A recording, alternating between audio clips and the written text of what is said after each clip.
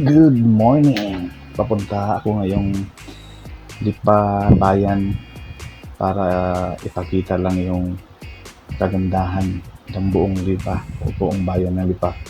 Dala-dala ko yung gravel bike ko and it's around 6 o'clock in the morning dahil ganito ako lagi nagbabike dahil wala pang araw masyado at magandang maganda ang paligid dahil sa gintong kulay ng sinag ng araw.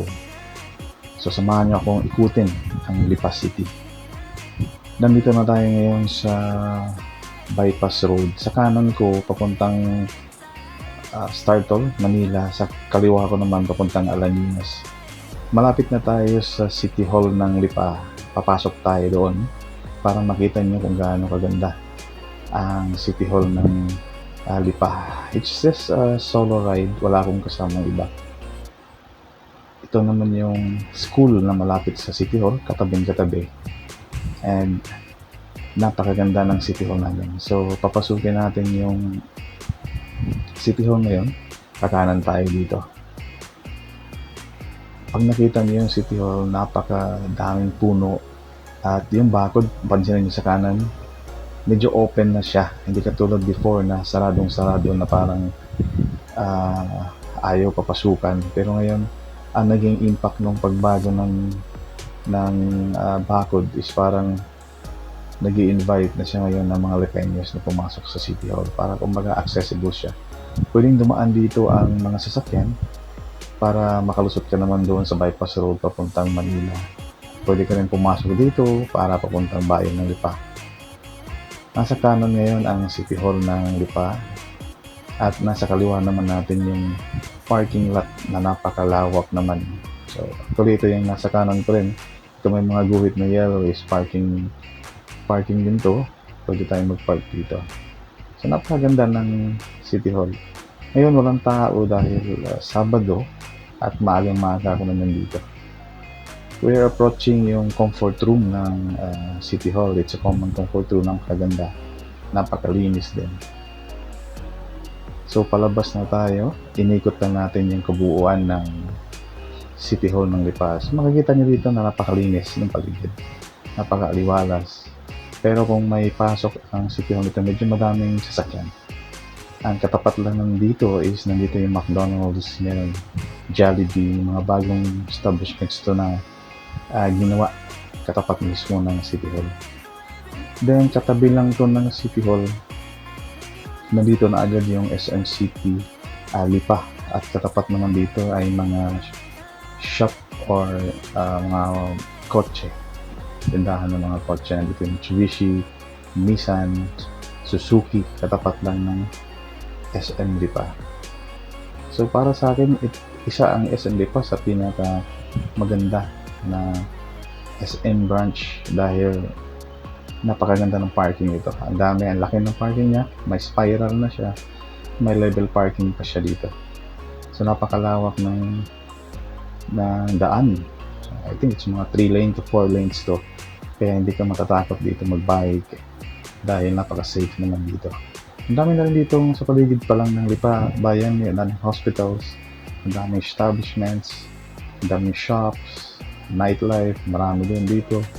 At pansinin yung green na nasa kanan ko ay bike lane. So pinagawa talaga yan ng local government para sa mga nagbabike. And napaka-disiplinado ng mga tao dito dahil sumusunod sila dito kung ano yung ordinansa na binaba ng ating local government units. Marami din dito mga auto shops na pwedeng kang puntahan kung may mga problema kayo sa mga kotse nyo, sa maintenance. Andito, ang dami. Then, gasolinahan, dami. Mga kainan, restaurant, ang dami rin dito. Hindi kayo maboboard dito sa Lipa. Kaya gusto ko lagi, every morning umikot dito. Lalong-lalo na ng maagang-maaga, mga alas 6 ng umaga, nandito na ako. Ikot-ikot lang.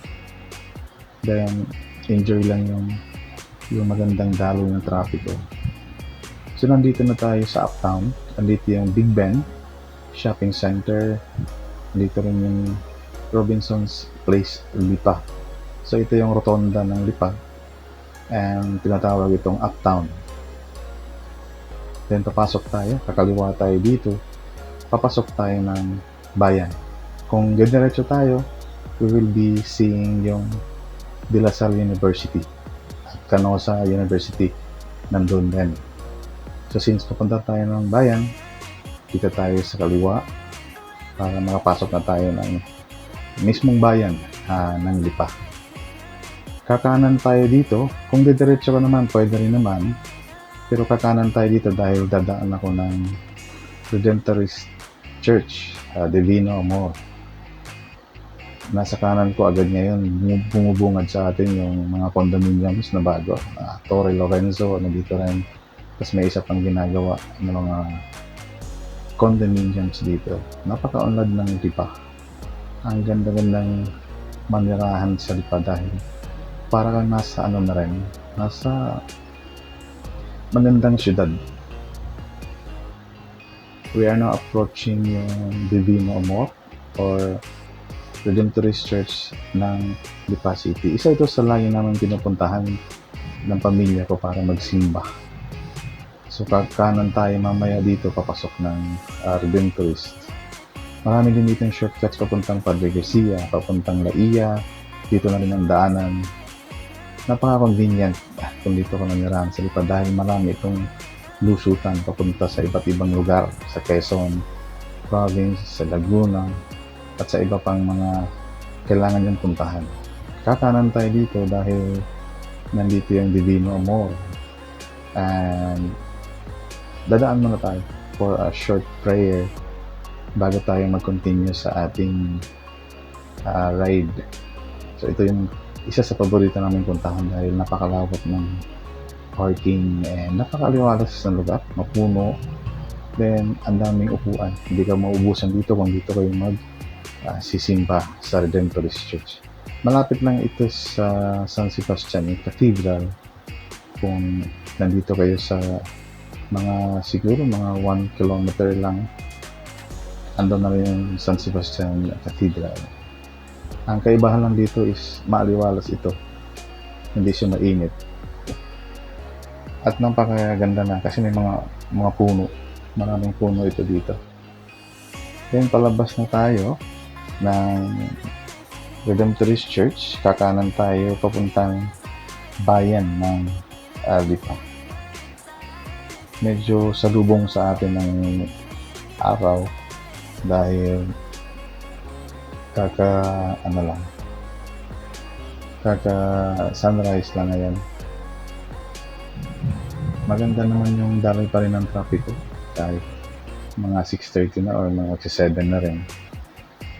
Wala pa masyadong sasakyan. So makikita nyo ang daming establishments, ang daming mga shops na pwede nyo puntahan. Hindi kayo malulungkot kung nandito kayo sa bayan ng Lipa. Bangko, hospitals, napakadami dito. Ito yung shortcut sa kanan, papunta naman itong Padre Garcia, may papuntang Laia. Dito na rin yun. And then nasa kanan din natin ay ang San Sebastian Cathedral. Pero hindi na tayo papasok sa San Sebastian dahil medyo mataas-taas na yung araw, baka abutan tayo ng init. So dire-diretso lang naman to. Ang ginawa natin, umikot lang tayo sa bayan ng Lipa sa loob, then babalik yan tayo mamaya kung saan tayo nanggaling, doon sa City Hall. Ayan, nasa kanan natin ang San Sebastian Church. Dire-diretso lang tayo. Pagkakanan ka naman, papunta na yan din ng Padre Garcia sa Rosario. Dire-diretso lang tayo hanggang umikot tayo pabalik ulit ng City Hall ng Lipa. So, ayan, malapit na ulit tayo. Ito na yung rotonda ng SM. Kasi kanina dumiretso tayo sa SM, pero kung kumaliwa tayo, papasok na rin ito ng bayan ng Lipa. So, ngayon, nasa kaliwa na natin ang Lipa City Hall para hindi kayo malito. Inikot lang talaga natin yung buong bayan ng Lipa. So I think that's it, dahil didiretso pa naman ako ng Palma or Lipa Alaminos Bypass Road. Although meron na akong mga videos before sa Lipa Alaminos Bypass Road, kaya hindi ko na kayo isasama doon. Hanggang dito na lang tayo sa City Hall ng Lipa. Ang gusto ko lang naman ay makita nyo yung ganda ng city of Lipa, at saka makita nyo kung gaano kaunlad ang aming bayan dito sa Lipa. Okay, so I think this is it. Ito, papunta na tong Palma.